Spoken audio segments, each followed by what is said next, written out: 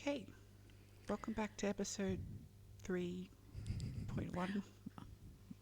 Of how we got here. Meg's Yes. Histrionics. Meg's family Yes. Histrionics, how we got here. Mixed family histrionics.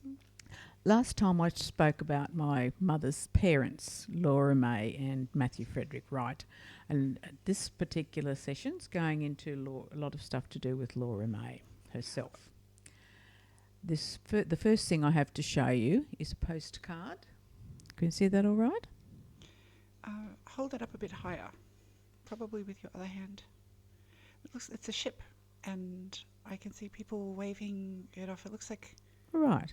Now, this was a postcard addressed to my grandma, to Mrs. Wright, 30 Hope Street, Spring Hill, Brisbane. So this was when she first got married, and Hope Street was where she lived. And it's dated February the 18th, 1912, and was sent from Florence Mary Gilbert, who was her father's sister, so her Auntie Florence, who was in Lancaster in England. The message on the back reads, "We have all had such a busy and gay winter, but now Lent is approaching. We shall be quieter.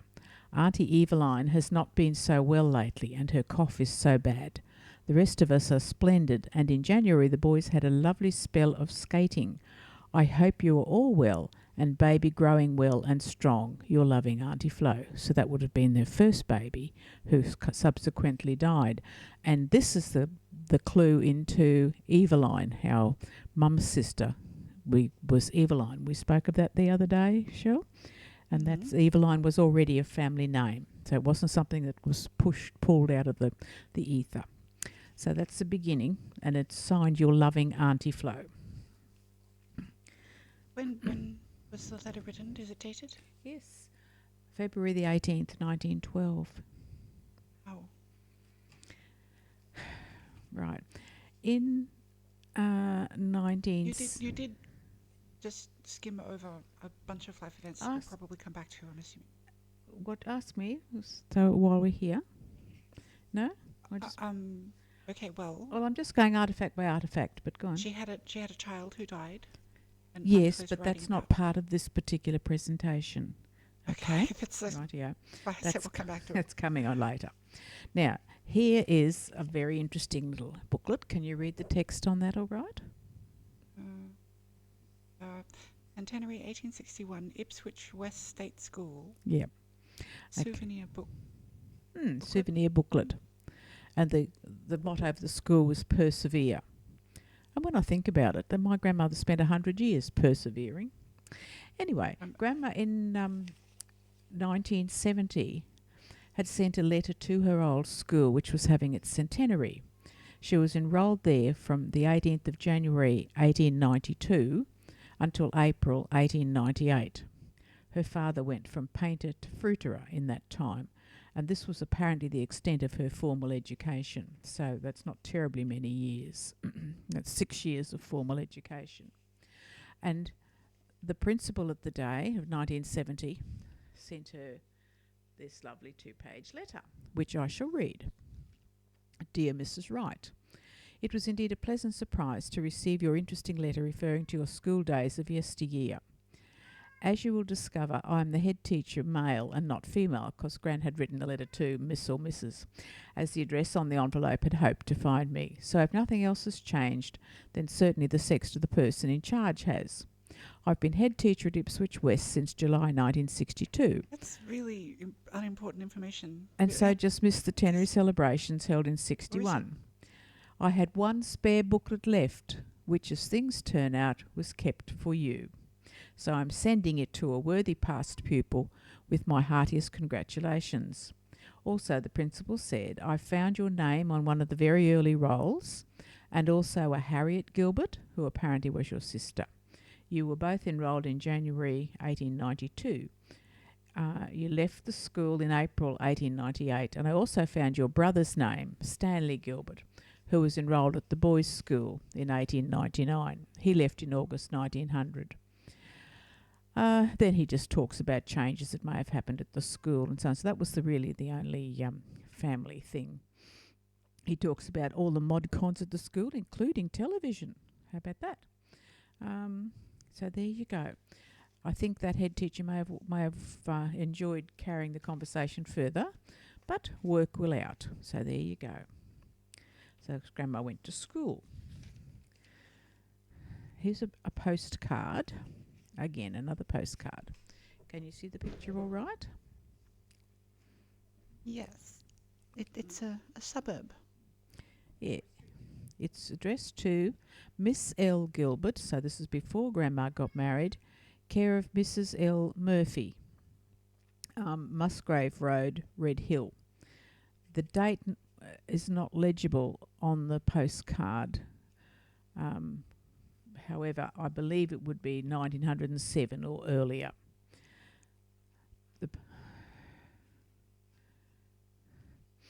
The postcard simply says, Merry Christmas and a Happy New Year from your loving father, AG, for Arthur Gilbert. We shall learn lots more about Arthur Gilbert at another session. Excellent. Now, here's a letter to Grandma, to Laura, from her father, Arthur. And it's dated, it's 12th Laura December. May. Yeah, it's dated December the 12th, 1947, and the address is Bridgewater Road, Coorparoo. He writes, Dear Laura, I wish you to come to collect a pair of new sheets and pillow slips, also a few other items which I bought a few years ago and have never used. I don't want to leave any good things behind for the sharks to get hold of. So I'm keeping plenty of old worn things to wear out in the meantime. Age is telling on me, and I may expect the call at any time, although I hope to see a few years yet. God bless and keep you in is the prayer of your loving father, A. Gilbert. So wonderful. It's nice, isn't it? Now, I've got a few photos. These things are not exactly in order, but they're interesting artefacts. A beautiful approach to... Can you see this one all right? It's... might need to tilt it back a bit. Oh, I'm with you.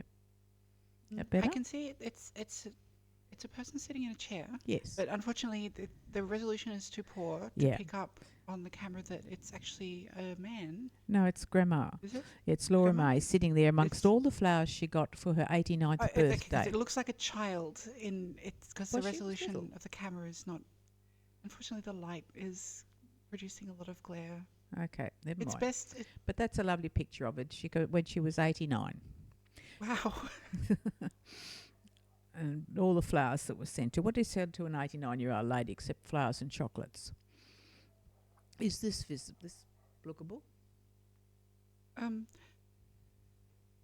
No, you need to hold it up, not like above the light. So the camera is actually above the light. Okay, well, I can see it's two people. At all you can see? Oh, okay.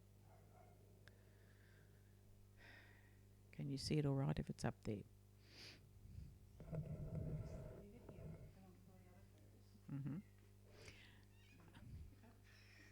It's a picture of Laura May and her husband, Matthew Frederick Wright, and this is their 25th wedding anniversary, which was held there. The party was held at 11 Broadway Street, Red Hill, on the 28th of August, 1932. Is that seeable? No. Okay. Oh, that's better. Well, it was briefly viewable for half a second, and we can see them now. I can see it up there. No, it's too glary there. That's perfect. Right there is perfect. I'm with you. But I can't see their heads. Now can you? Blind like that. I think this is the last episode before we move to 4K video. This is Grandma and Granddad's, Laura May and Matthew Frederick's silver wedding anniversary in 1932. That's the same date. And they're standing there with Jess Grice, who's Grandma's sister. No, I've forgotten who Jessie is. Hang on. Oh, yeah. Jessie Eveline Gilbert married a Grice. So which made the family tree look interesting when the Graces happened along as well. So there we go. They're holding the flowers from that event. Another wee picture. It is a woman and a child in a garden. Right. Here we have, it says to Gran, with love from Max, Sandra, Mark and Garth. Now, Max is Mum's nephew. All right, so it's Grandma, and I think that's Mark in the bottom as a young child. I don't know what garden that may have been in, but it's a nice photo to have. You can see the progression of one's life. That's just a piece of paper. I have in this envelope a collection of all the cards and notes that came when Grandma died. So, and I haven't. There are a couple of letters in there that were put in the cards, which I haven't opened up to have a good look at them all. And somebody had a go at writing. We could do it for the first time here. Somebody had a go at writing a sort of family tree. And I've written here, this is in Laura May's handwriting, written before 1987. Because Daniel's not here, so we know that could stop that. But I don't think... Who is Daniel? Daniel O'Brien. Okay. However, having said that, it's not Laura May's writing, it's Auntie Flo's. It's Florence Mary Barnbaum's. Anyway, Okay. be that as it may, they're all... that's a whole packet of cards. Daniel also... Sorry, I thought Daniel was someone's reference in the letter, not Daniel O'Brien. Daniel... Right? Never mind. You don't have to explain who he is, just now. I'm quite lost, but it's okay. I'm just watching what we can see on the video. Now, the papers in this little folder that I've made are papers relating to the death and headstone of Matthew Frederick Wright. Now, this was in Toowong Cemetery in Brisbane. Yeah, but now these are the original papers from his death, from being buried and whatever. He must have belonged to a lodge, and although I never heard Mum mention it, and I know people belong to the lodge on Dad's side of the family. Masonic Lodge. It just says Royal Standard Lodge. Okay. Number 42. What does that mean? I haven't the foggiest idea. I'm not a lodge person. PAFSOA Hunt Street, Hamilton, NE2. Like it's pod people. To the performance of the funeral of the late Matthew Frederick Wright. Polished Sadara mounted coffin and shroud. Removal from Musgrave Road, Red Hill hearse, and 3 mourning coaches from Adelaide Street funeral parlour to the Toowong Cemetery and attendance. Now here's the cost. 1, 2, 3, 4. What's the cost? Grave fees, £23.10. Oh. Advertising, £2 7 shillings. The wreath, £1 9 and 6pence. And certified copy. Hold on. No, I've got that wrong. Let's go back. Attendance was £23.10. That's the Canon and Cripps attention. Grave fees, £2.70. What is Canon and Cripps? That's the name of the funeral directors. I think they're still okay. there too. Advertising, £1 9 and 6. Wreath, £1 5 shillings. Certified copy, 2 shillings. Total all up for burying the poor old soul, £28 13 and 6pence. And in 1979,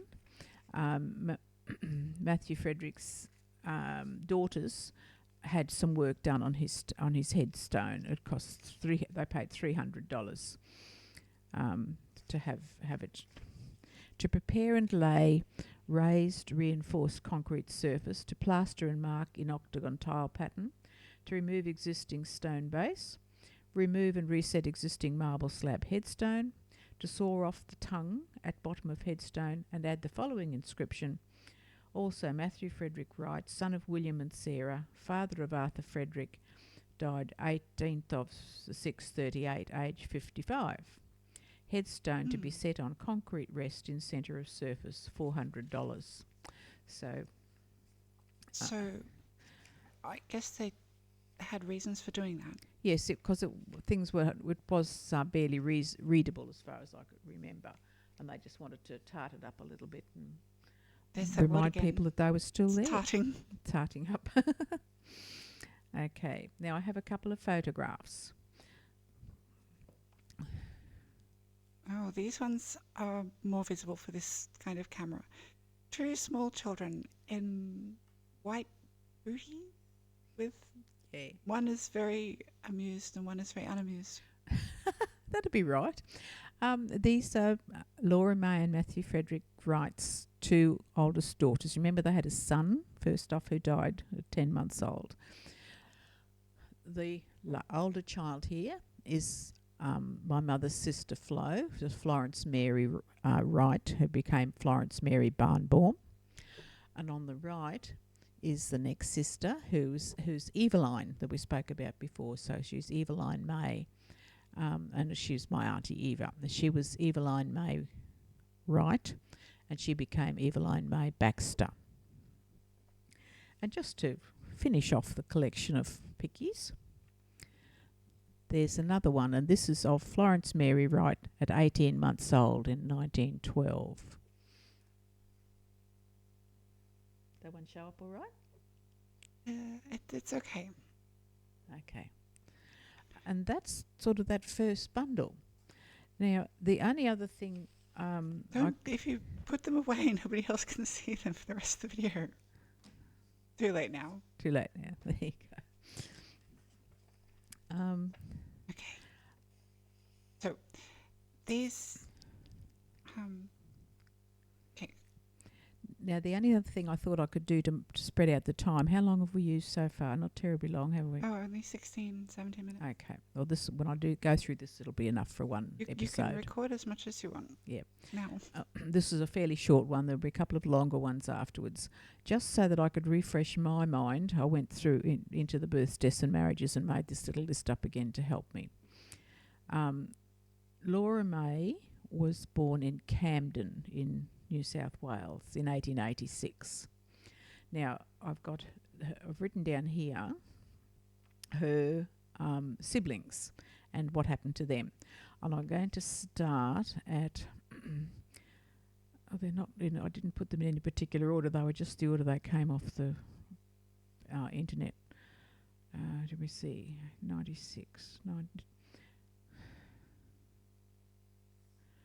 Oh, no, I'll just start at the bottom, work my way up. All right. Herbert Livingston Gilbert was born in 1893.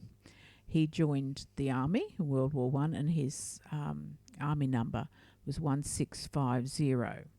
And he married a lovely lady called Dorothy Davis. And I remember going and visiting Auntie Dot, she was. And hidden in some of the other family files, there's a letter from Dot to Grandma. And she was just a nice... uneducated lady. In 1888, Jessie Eveline was born, and she married... Wait up.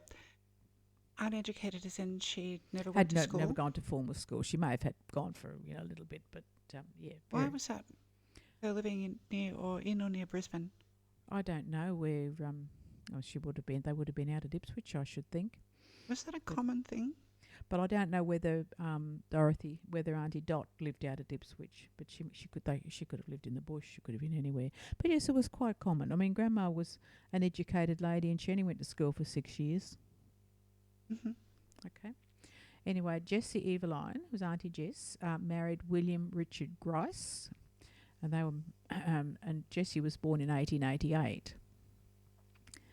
Then there was another sister, Violet Jane, and Auntie Vi will meet later. We'll meet all these people later on. I've got little folders for them. Violet was Auntie Vi. I saw her several times. Used to see her from time to time when we were in Brisbane. She was born in 1898, and she married William Francis Henry Holmes, Holmes. And she and her family will pop up later on. Then there was Horace Stanley, who was born in 1891. Now, Uncle Stan was was he the oldest? 91. Oh no, whatever. Anyway, he also joined the army in World War One, and his service number was 109, which is like a little bit early. He hopped on the train very quickly. However, he was only in the army for 2 to 3 months, and they threw him out, and there was absolutely no reason given for that at all. We can't find any reason, but there you go. But he, Uncle Stan, had a colostomy bag. This is a wonderful topic. It was. Yes. And he was an unwell person. He lived for quite a long time. And he married the most beautiful lady called Sarah Margaret Blakeway. And she was Sadie to the family. And Auntie Sadie was a real pet. And she and Grandma got on really, really well. And then the last sibling there was Gordon Grant Gilbert, who was born in on July the 1st, 1896. He also joined the 1st AIF, and his service number was 1655. So he joined shortly after Herb. But he's the one who was killed in action in France on the 3rd of September 1916. He was a private in the 49th Australian Infantry Battalion, and he hadn't had his 20th birthday when he died. So July to September. Yeah, he was just under 20 years old. And we believe my best interpretation of all the things that I've read was that he's buried at Villas Bretonneux. And as well, he's on the memorial there, and he's on the war memorial in Canberra. So that's sort of a bit of a rundown on Laura May's siblings. A very interesting family. The ones that obviously I met Uncle Stan, I met Auntie Vi, I met Auntie Jess, and I met Uncle Herb. How many did you not meet? Well, I didn't meet Gordon because he died. And that's it. I met them all, really. Because when I went, Grandma used to go and she kept touch with her family because she was sort of the oldest. How did she do that? Through mail? No. Trams, buses, and the occasional taxi. But they were all in Brisbane area. And the couple of times that I went to Brisbane with Grandma for a length of time, she'd load herself up and off we'd go. Grandma always took something when she went visiting. It could have been a cake, or if we went from Auntie Flo's place, it could have been a batch of scones. But even when she was in her own house, in the Depression, she went visiting her relations and or friends. A bag of veggies from the backyard would go with her, or whatever she had, because she was lucky she had a husband in work, and that was what you did. You looked after your family. Do you have any further questions? Not at this time. Now you'll hear more dirt about these various people when we get to episode 4 or 5. Okay, I'm sure at some point it'll start to make more sense. It's not meant to make sense. It's just meant to amuse you. Either way. Okay, I need to put away this. I want to have a little play on this. The cards. If you enjoy that doing came. that, I will stop the recording. We can start again.